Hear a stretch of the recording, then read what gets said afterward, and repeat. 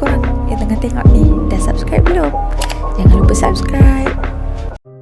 Okay, aku macam tak lah, aku nak review. Actually susah sikit nak review sebab yelah dia mengisahkan seorang budak, lepas tu kematian pula tu rasa macam yelah, korang faham tak, touch gila. Tapi macam mana pun aku akan cuba sedaya upaya. Korang tahu tak sebenarnya adik Amir ni, waktu polis jumpa dia, dia baru je meninggal. Tapi ayah dia call polis, ayah dia bagi tahu yang dia dah mati lemas dalam tong. Polis macam pelik gila tau. Mak dia, ibu kandung Amir ni lah, dia duduk dekat sofa dan menangis-nangis. Bila polis nak soal siasat, polis tanya dia kenapa, apa yang berlaku. Dia cakap, dia kata tak tahu. Tahu-tahu dia tengok dekat macam dekat dalam tong tu dah ada anak dia dah mati lemas. Tapi bila polis bawa balik budak tu, bawa balik adik Amir, dan bila polis bawa balik adik Amir dan bawa balik untuk dibedah siasat, ada banyak gila kesan lebam dekat seluruh badan dia dan dekat tengkuk dia.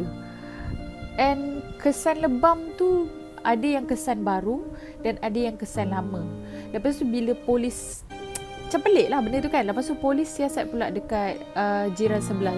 Polis pergi ke jiran sebelah untuk ambil ni lah keterangan. Surat siasat jiran sebelah kata yang dia selalu dengar tangisan daripada rumah tu. Lagi satu, ibu Amir ni dia bukan jenis yang macam bercampur dengan orang tau. Dia jenis buat hadiah je, dia tak campur dengan jiran-jiran apa semua.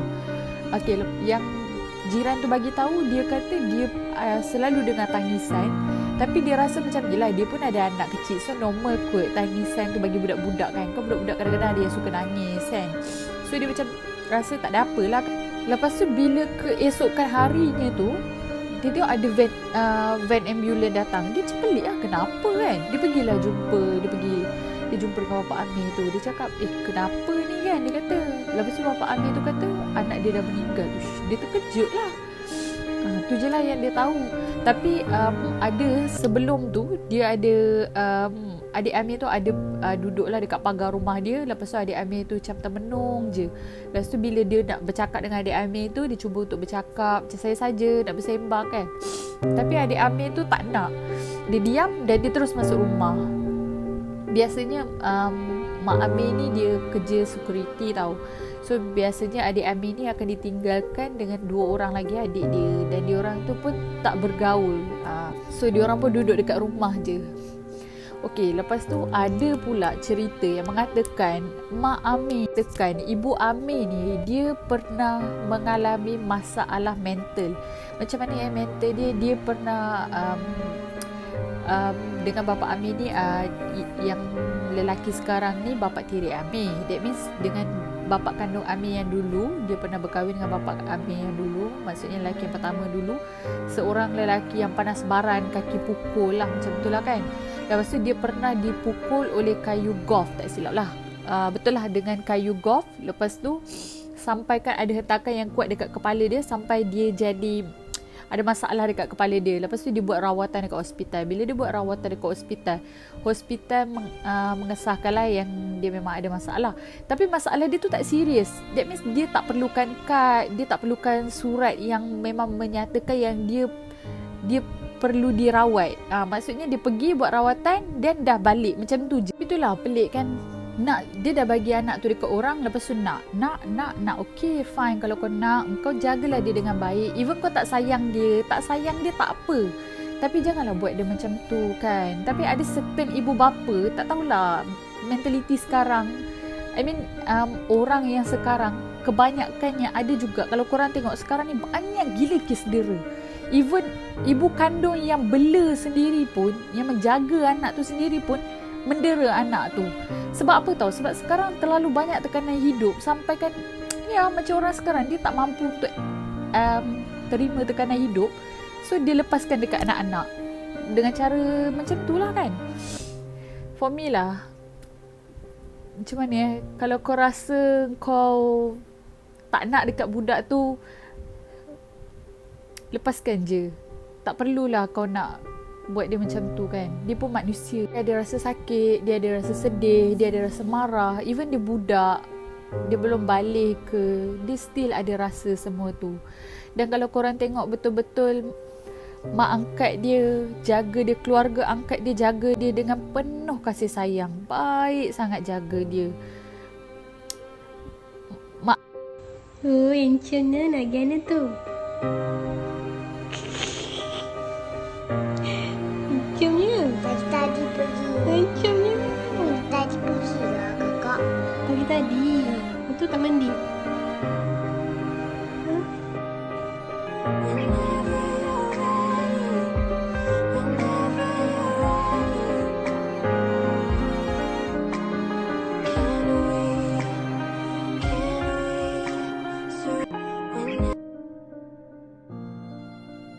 Amir, mak angkat Amir tu pun ada cakap tahu yang dia dah tak nak contact. Lepas tu dia, bila dia call nak tanya pasal Amir ke apa, dia tak kasih, dia marah-marah. So benda tu macam taklah, mungkin mak Amir tu, mak ibu kandung Amir tu rasa macam lagi rasa sakit hati mungkin kan. Yang paling sedih sekali bila forensik dah siasat, adik Amir tu banyak gila kecederaan dan dipercayai kecederaan tu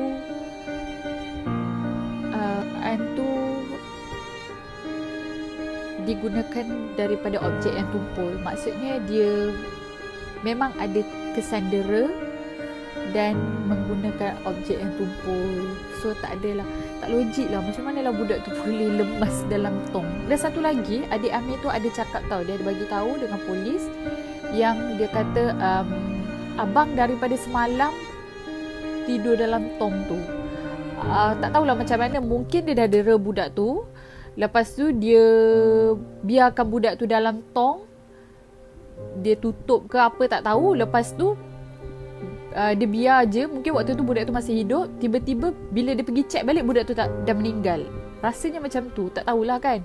Lepas tu dia letaklah air, konon-kononnya macam budak tu lemas dalam tu ke apa ke kan. Tapi Alhamdulillah sekarang selepas dah 7 hari, mak dan ayah kandung mak kandung Amir dengan ibu tiri Amir bapa tiri Amir tu disoal siasat, direman.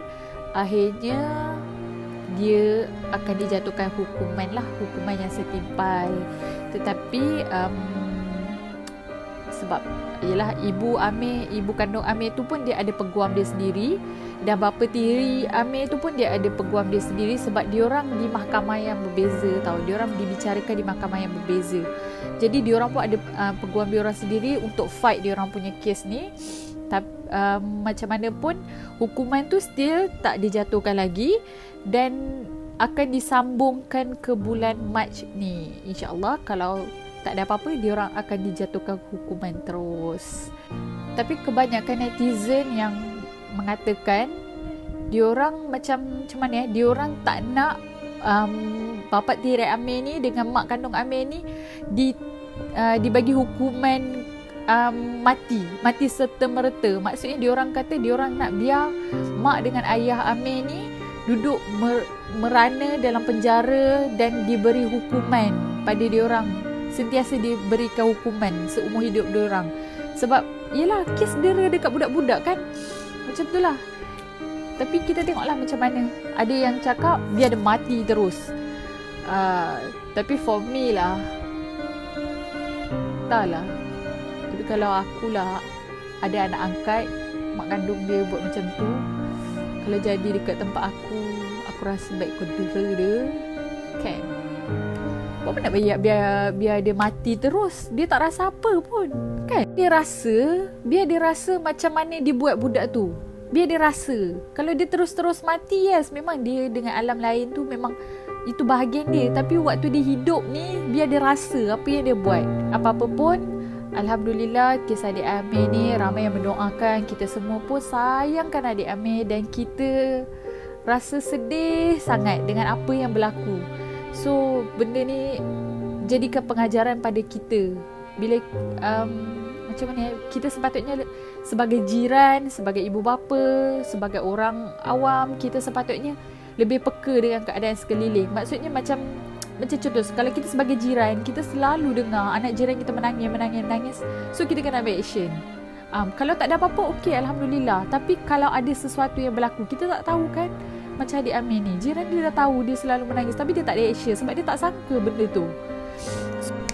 So as ibu bapa pula, kalau kata kita ada perasaan marah sangat-sangat pada anak kita, mungkin anak kita ni asyik nak menangis ke, asyik nak buat perangai ke kan, kita kena banyak muhasabah diri kita lah. Kita jangan, yes memang kita penat kerja, memang kita penat buat tu, penat buat ni, tapi kita kena banyak muhasabah diri banyak muhasabah diri kita supaya kita tak melakukan kekerasan dekat anak kita. Kita boleh marah dia, tapi ada cara dia. Kita boleh rotan dia, ada cara dia. Bukan nak hukum dia, bukan nak pukul dia macam sampai menyakitkan dia kan, sampai meninggalkan kesan dekat dia. Itu bukan cara dia lah.